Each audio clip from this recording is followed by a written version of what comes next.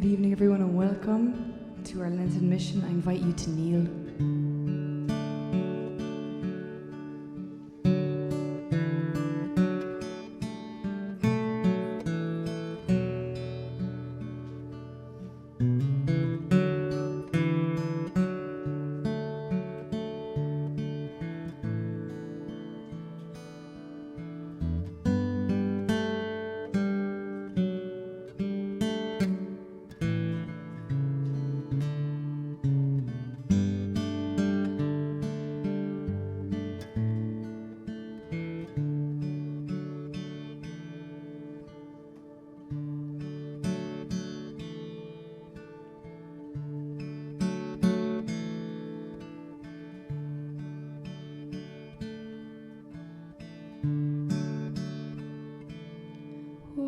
Salutaris ostia, que celi pandis ostium, bella primunt hostilia,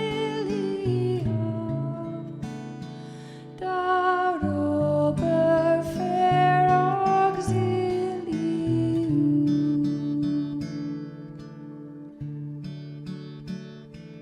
Unitrinoque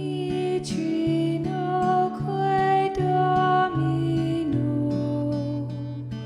sit sempiterna gloria, qui vitam sine termino,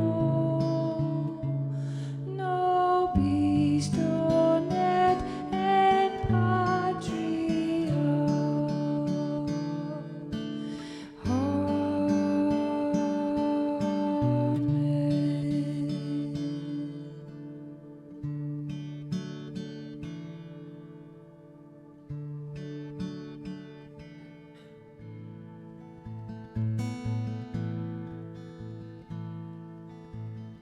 Will you come and follow me if I but call your name? Will you go where you don't know and never be the same? Will you let my love be shown? Will you let my name be known? Will you let my life be grown? And you in me.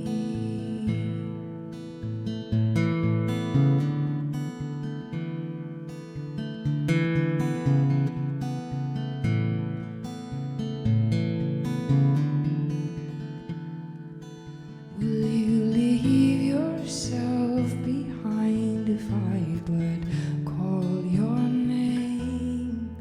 Will you care for cruel and kind and never be the same? Will you risk the hostile stare? Should your life attract or scare? Will you let me answer prayer in you and you in me?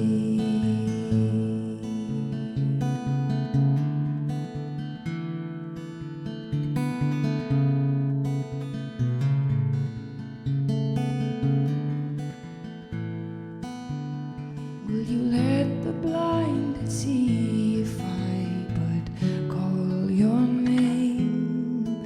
Will you set the prisoners free and never be the same? Will you kiss the leper clean and do such as this unseen and admit to what I mean in you and you in me?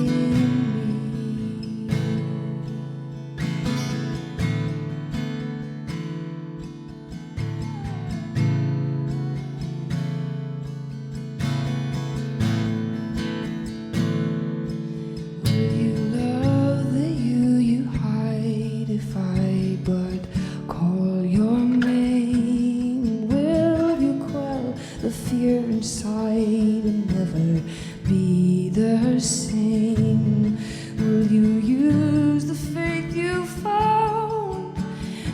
reshape the world around through my sight and touch and sound, and you in me.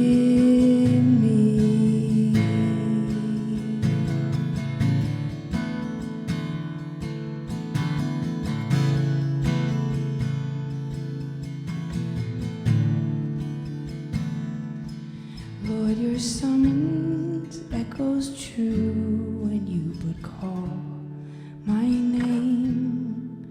Let me turn and follow you, and I will never be the same. In your company I'll go where your love and footsteps show. Thus I'll move and live and grow in you, in you in me. Thus I'll move and live and grow in you, in you in me.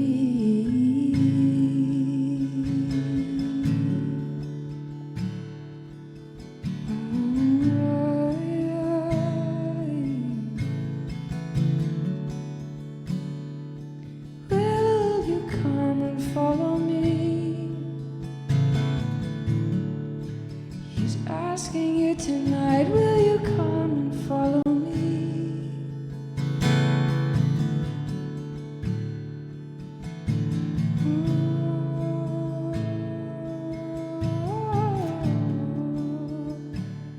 I will follow you, Lord.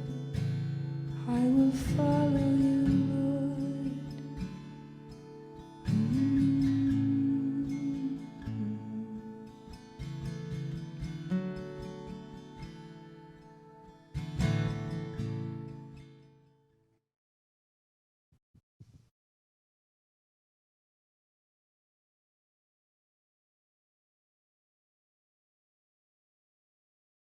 Good evening.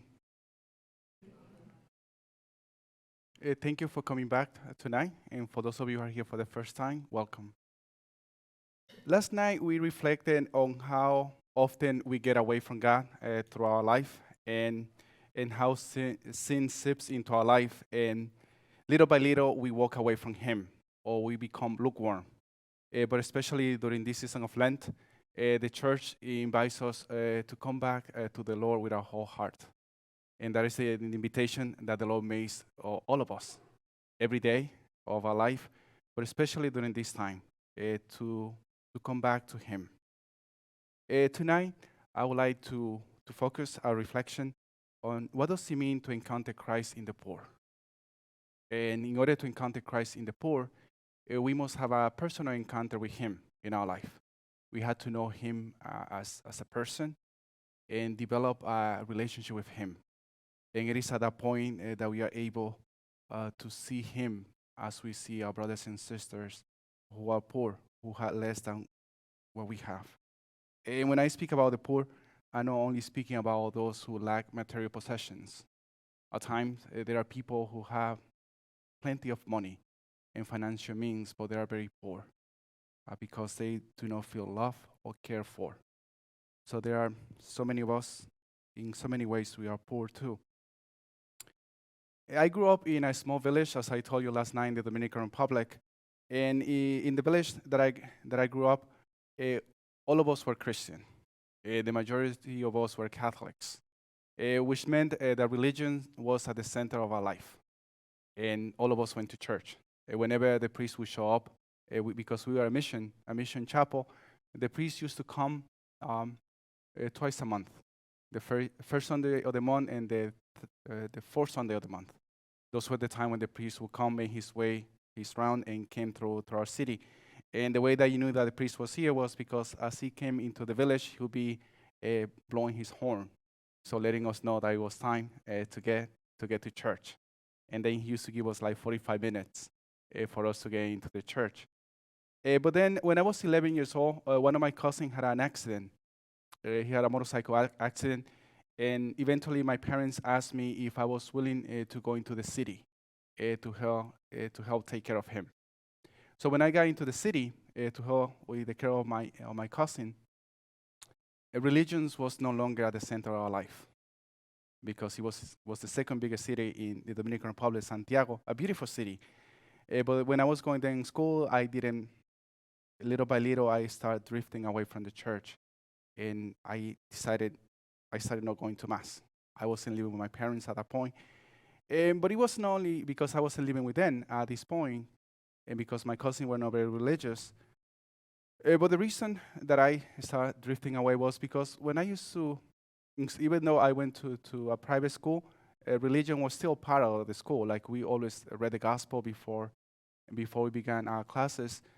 But whenever, the more I heard the gospel, the more I read it, it seems to me that it was so difficult to follow it. The teaching of Christ were so difficult, and I began to think, what is the point?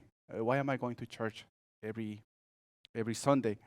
In our school that I was, there was the Rotary Club in the Dominican Republic. At least in the school that I was big, and they used to have a club for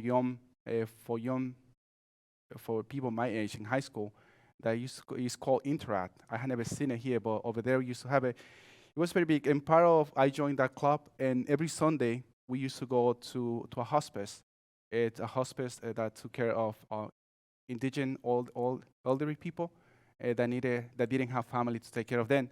And I used to go to the hospice, and that kind of became my mass. Every Sunday I would go there, and I would, with all my friends, would go and help out at the hospital. And I remember there was this older gentleman, Mr. Roman, who used to sit every day, every Sunday. He would be dressed up, and he would be sitting by under a tree on a bench. He would be sitting there waiting for his son, because he always thought that his son was coming. Today was the day that his son was coming to see him.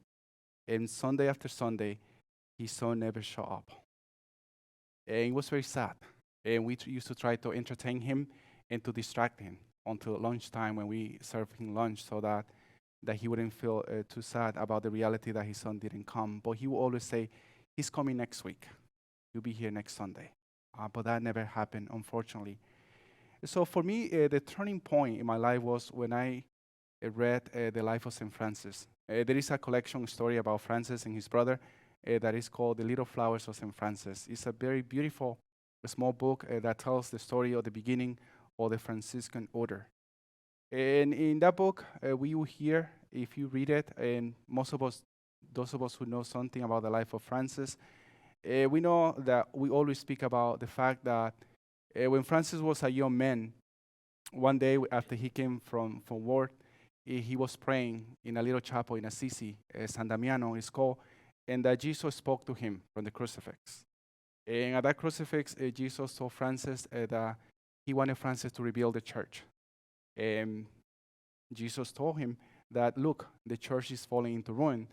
And Francis, when he looked around, San Damiano was a small chapel outside of Assisi, and he saw that in reality it was falling into ruins. So Francis read this message from Jesus as an invitation for him to rebuild this chapel. And he began right away to do it. He finished rebuilding San Damiano, and then he continued rebuilding all the little chapel that he would encounter around Assisi. But in order to do this, Francis needed money in order to take care of his building project that he had. So his father was a merchant who has money. So Francis said, well, my father has money, he has cloth. I could go and take some of his cloth and some of his horses and go to the market and sell it. And Francis just did that. He took whatever his father had and went and sold part of it. Pietro, who was a very greedy man, wasn't very happy when he came back from France and realized that his son had sold some of his stuff. And Pietro was very angry. So Pietro took Francis to the mayor of Assisi and wanted the mayor to tell Francis to return his thing. But the mayor of Assisi saw this, that what Francis was doing something that was religious, so he didn't want nothing to do with it. So he told Francis' father, Pietro, he said, like, listen, that's a religious matter. Take your son to the bishop. So there go Francis, Pietro bring Francis to the bishop. And when he got to the bishop tells Francis, Bishop Guido, said to Francis, what you did was very wrong. You shouldn't have sold your father's property without his permission. So now you must return everything to him. So Francis said, of course, I will give it back to him. And at this point, supposedly Francis go into the bishop, one of the rooms, bishop's house, or one of the courtyard, and Francis come back with everything to his father. But Francis come back naked, everything that he has, and he basically go and give it to his father and tell his father, this is yours. I'm giving it back to you. And from now on, I only going to say, our Father who art in heaven. And most of us, usually that's the story that we know about Francis. And that's the story that most people think that, especially rebuilding the church, that's the most important story in Francis' life. But I would say that I do not believe so. I think there is a story that is more important in Francis' life. And the story is the reality that as a young man, Francis hated to see lepers. Francis couldn't stand to see lepers. And in Assisi, there were lepers, especially if you were in the countryside. There were people that basically, even supposedly in the Middle Ages, even the church used to have a funeral for them. And basically, if you were declared a leper, there would be a funeral ceremony where the community, the church would make a commitment. We are going to take care of you, but you are no longer allowed to come into the city. And they will be given the utensil that they needed to eat. And with those utensils, they will also receive a little bell or some wooden clappers that whenever they heard that somebody was coming their way, they needed to announce themselves, ringing this bell or the clappers so that that person that was coming knew that there was a leper and would try to avoid them. And Francis, he couldn't stand them. And he even says to us, he said, like, whenever I saw somebody with leprosy, he felt nausea, and he would go run the other way. But one day, after his conversion, Francis was riding a horse in Assisi in the valley, and when Francis heard the wooden clappers or the bell, he heard that a leper was coming. And this time, rather than turning back, Francis was willing to dismount his horse and kiss this leper. And why do I say that this is the most important story in Francis' life? This encounter changed his life forever. I say this because when Francis was about to die, he wrote his brother a testament. And he began his testament with those words. And he tells us that when I was in sin, the sight of lepers nauseated me beyond measure. But when God himself led me into their company, I had pity on them. When I became acquainted with them, what had previously nauseated me, it became the source of spiritual and physical consolation for me. And for the rest of his life, Francis would take care of lepers. And even when Francis tells us what is perfect joy, what is true joy in life, at the end of his life, he tells us that true joy is taking care of the lepers, living with them, and showing them the face of Christ. So today, I will ask all of us, what does it mean to encounter Christ in the poor? What does it mean for us as Catholics? And I think we get it from Jesus himself. Chapter 25 of Matthew, the judgment scene that we read on the Feast of Christ the King, year A of the church, the last Sunday. Jesus himself tells us, whatsoever you did for the least of my brother, you did it for me. When I was hungry, you gave me to eat. When I was naked, you clothed me. When I was in prison, when I was sick, you visited me.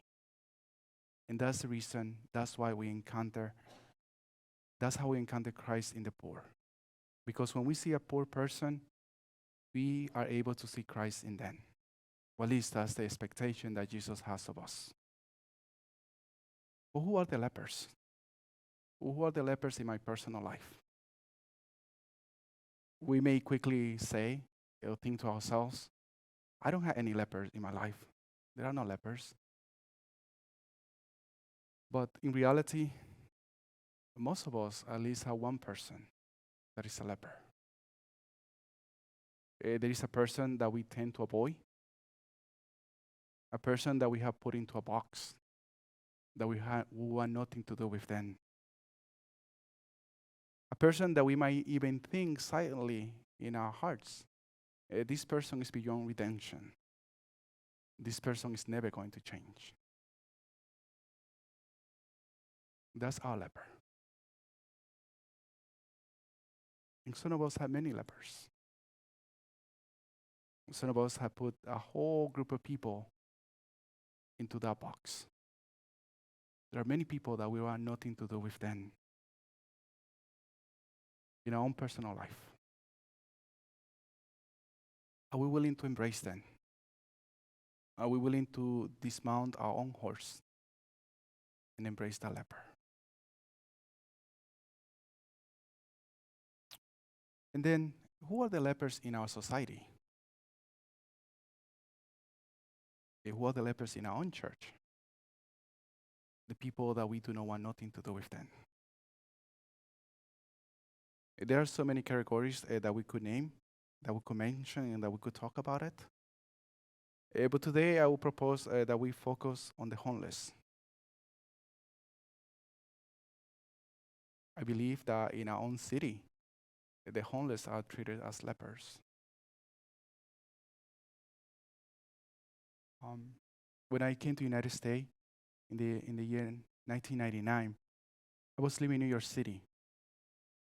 And the first Thanksgiving that I have in this country, they invited me to go, a youth group from our church, invited me to go with them to feed the homeless. And I remember walking, I used to live in Washington Heights, it's the upper side of Manhattan. And I remember walking along the Hudson River, and there were so many lepers, so many homeless people there. And I remember as a young man, I was thinking, like, we want to conquer we want to conquer the space, but we haven't conquered Earth. How is it possible? I never thought. I was living in New York City, but like I never saw homeless people. Maybe because I was so nervous getting through the city, because I didn't know the city, that I just went to school and came back home. So I never had the chance to see them. And it was that morning that I realized that there were so many homeless people. And I remember as we walked all the way along the river from 135th Street all the way up to the George Washington Bridge, and we got underneath of the bridge, and we are kind of climbing up this little hill, and there is a family just living there. And New York gets very cold, especially around Thanksgiving. And living by the river is extremely cold because the breeze that comes from the river is like, it kind of cuts you right through you. And I just couldn't imagine why. Why are these people homeless? And then what I have learned in the many cities that I have lived in the United States, that most cities has a lot of homeless people. And we, here in the city, we have so many. I had the privilege every day to accompany the homeless, to walk with them. And what I see that happens to them every day, it tells me that we treat them as lepers. How often do we ask them to move? How many times I go into the city and they are there one day, the next day they are not there? The barriers that the city puts around so that they are not have a place to stay. And at times we think that by providing a hotel to them, that's the solution. But that's not the biggest problem, that we treat them as leper. They are ignored. We see them as a problem that needs to be solved, rather than seeing them as human beings. They go unnoticed. How often we walk around and like you see people walking by them and they do anything possible to avoid looking at them. It's almost like we want to pretend that they are not there.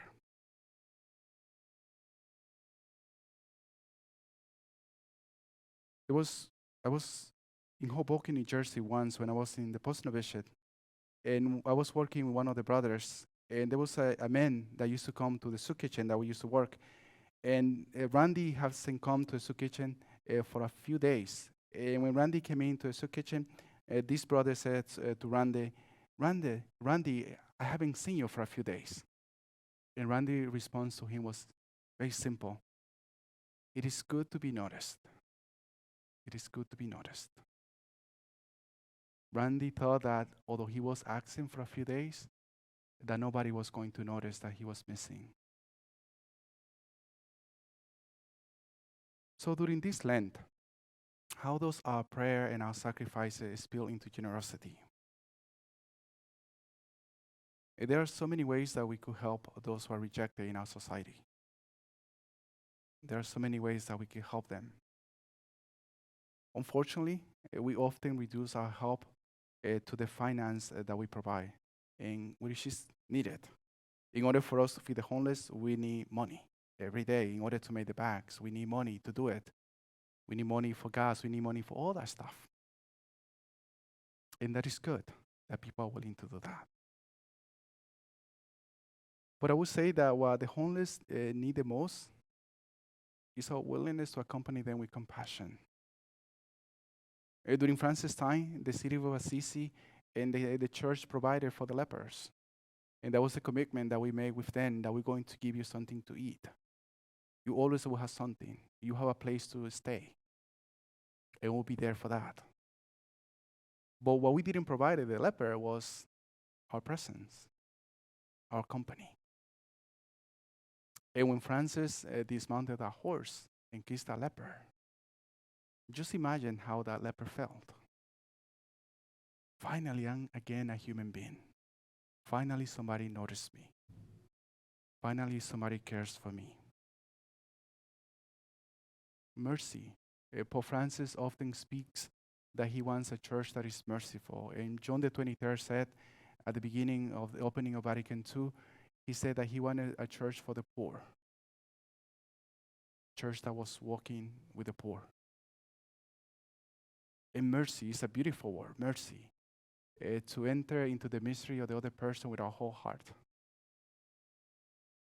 Is that the way that we show mercy to people? Our willingness to enter into their suffering. When we see a poor person, and it doesn't have to be a homeless person, but those people that are ignored in our jobs, or those people that nobody wants to talk with, in our own family, the people that we would never take their calls because they're annoying. Are we willing to look at them as a person that was created in the image and likeness of God? There was once that I saw on TV, there was a homeless man that had a sign, and he was not begging for money or for food. His sign simply said, "I am human. I am human." Do we recognize their humanity?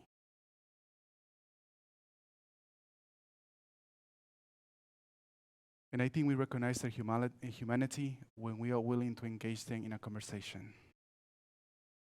And it doesn't have to be a long conversation. Just a simple hello. You know? The story of Lazarus. Lazarus was sitting by that house for many years.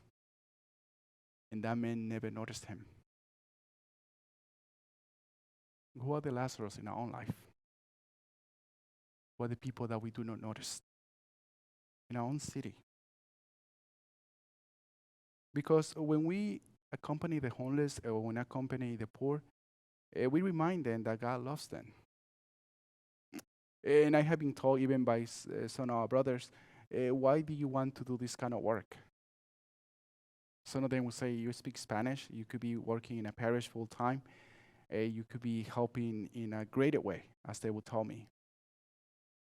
Anybody else could do the work that you do. And I say, yes, it's true. Anybody could do it. But as a priest and as a friar doing this work, it reminds them that the church loves them and that the church is walking with them. And what we do is not big. It's nothing big. It's something very simple. There are simple bags of lunch that we give.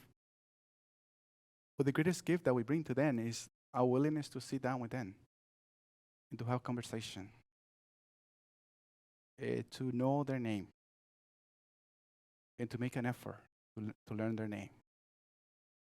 And next time when you see them, to say, hey, Abraham, how you doing? Oh, there was one of the lady downtown that she changes her name every few weeks. Her name was Karma. Then she changed it to Carmen. Then another day she says she was Justice. So like, so I is keeping track of her name, you know. But it's beautiful. But what these women said, these women taught me a beautiful lesson. Whenever we give her something, you know how she responds? She says, may God reward you according to your intentions. And I'm like, what? May God reward you according to your intention. What is the intention that you have when you give me this bag of food? What is the motivation? Is the motivation because you have encountered Christ? Because you know him as a person? Is the motivation because you are able to see the face of God in me? Or are you just doing it because you were asked to do it?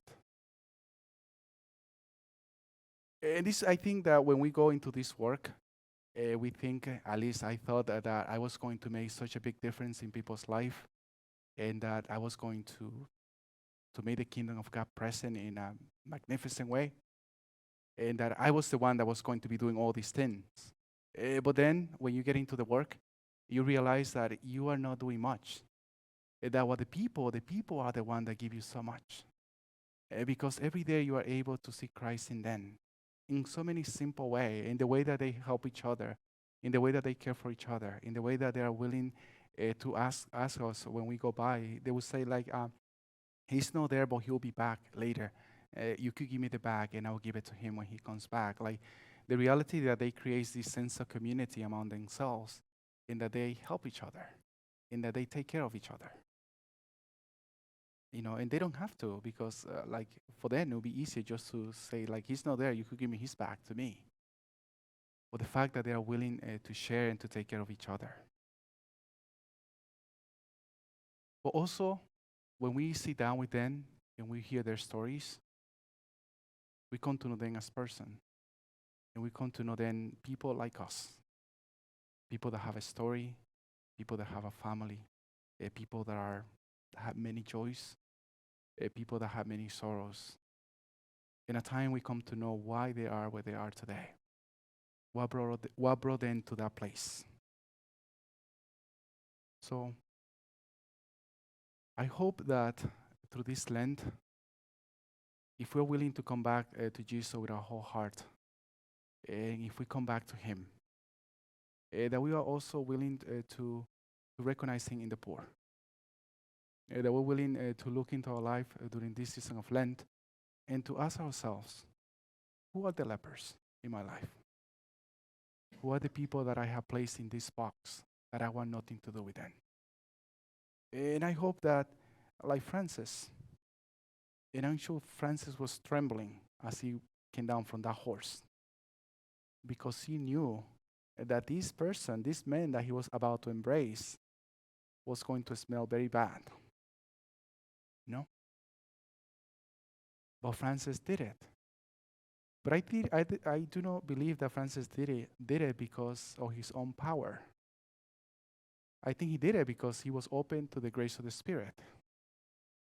And because God has prepared him for this moment.